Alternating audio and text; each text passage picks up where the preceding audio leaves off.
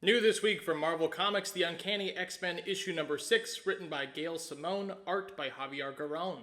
The Uncanny X-Men by Gail Simone has been one of my favorite new series this year, as it almost single-handedly has made me invested in the future of the X-Men at Marvel Comics. And with the release of issue number 6, I think it is high time that this series gets the praise it deserves. Those of you out of the know, the Krakoa era came to a shocking end recently and displaced the mutant population around the world. This fracturing also coincided with the splintering of mutant-centric Marvel comic release titles, creating various ongoing series such as the mainline X-Men title from Jed MacKay and Ryan Stegman, a New York-focused series called NYX from Colin Kelly and Jackson Lansing, our wandering Uncanny X-Men in the Deep South, and many more. What makes the Uncanny X-Men stand out from the pack, in my opinion? Well, while the large majority of new X-Men and mutant series focus on established legacy characters, Uncanny X-Men has taken time to introduce 4 brand new mutant characters pulling from the traditions of its X-Men comics predecessor.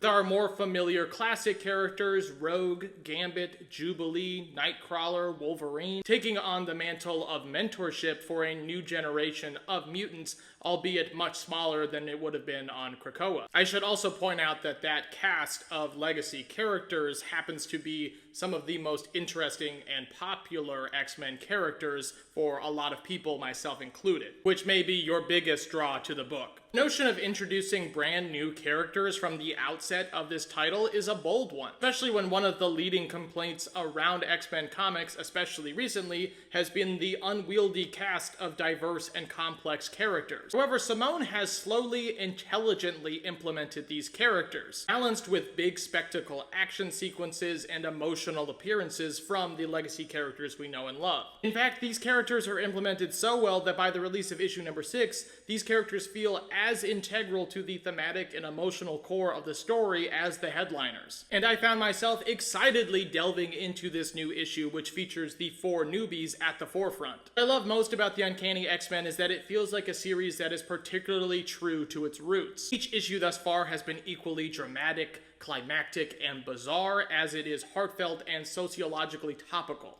What's more, Simone has found avenues to fundamentally further the personal relationships and personal stakes of her legacy characters in exciting new ways. For instance, simply changing up traditional hierarchy by promoting Rogue to the de facto leader of the team, with Gambit in more of a mentor role and Wolverine wrapped up in a personal struggle. Furthermore, each issue of this series thus far has been genuinely surprising, with hardly any of the superhero comic-ism tendencies or expectations that you would expect from a series this far into its history. If anything, this feels like a fresh slice-of-life story with a harrowing gothic horror plot thrown in the mix. What is overwhelmingly clear from this series thus far is that this is a writer who truly loves these fabled characters, and has a clear vision of what X-Men comics should relay thematically to a new generation of readers. If you have been discouraged by the recent history of X-Men comics and are looking for more of a return to form, then I suggest you pick up this comic over any of the other X-Men titles. Additionally, if you're like me and have never really been drawn into the modern world of X-Men comics, I can personally attest that this series is palatable, unique, and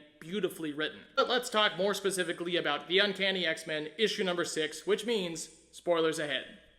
Issue number 6 functions as a starting over point, or at least a return to status quo after the horrific events of issue number 5, which saw Rogue face to face with the deranged, lich-like creature Sarah Gaunt, the willing mutant hunter for the Greymalkin prison facility hunting mutant kind, the ex-lover of a young Charles Xavier, while the rest of our heroes battled a possessed horde of Sarah's underlings, which weren't clearly explained, but that's okay, they were cool. The beginning of this issue gives us a welcome glimpse into the backstory of one of our new mutant heroes, Calico, with her conniving and controlling mother preventing her from having friends as a child.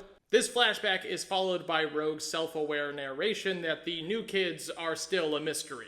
As I stated before, I think the slow integration of these characters has been a service to the story overall, rather than bogging down the pacing with a torrent of backstory up front, which instead has fostered a more genuine, natural feeling of wanting to know more about these characters at this point, which Simone is delivering on. As Rogue continues her narration, we settle on the context of our scene, as we see our cast of former X-Men attempting to reason with Calico atop her signature power-enhanced horse named Ember. Clearly, Calico is not pleased with the prospect of going to school like typical children, babbling something about they're all goblins, till she uses her horse to send Wolverine absolutely fucking flying. Rogue scolds Calico in a manner reminiscent of her mother, which seems to do the trick to calm her down, as Jubilee helps up Logan, who reveals that the hit from Calico nearly killed him. Which, if you know anything about Wolverine, is no easy feat. Picks up on this conversation and some of Wolverine's internal thoughts, utilizing some of the lingering mental acuity powers from a deceased mutant child who helped her in her fight against Sarah Gaunt, and recalls a prophecy from the witch stating that one of these 4 new mutant children would be the Endling, a mutant fated to watch the death of all other mutants. All of which is just some of the coolest comic book content that I have read this year, and it is presented so effortlessly. The stakes of the fragile present versus the ever-encroaching future, the deepening, complex interpersonal relationships, the vacillating power dynamics, are key elements that make superhero comics so entertaining, and this series explores them all in earnest fashion. From here, Gambit takes Calico aside to do what he does best and give a heart-to-heart, allowing her to realize that everything her mother told her about mutant kind being the unholy union of goblins and witches was prejudiced bullshit. For the first time, Becca, aka Calico, is able to accept herself as a mutant and accept her place in this little found family.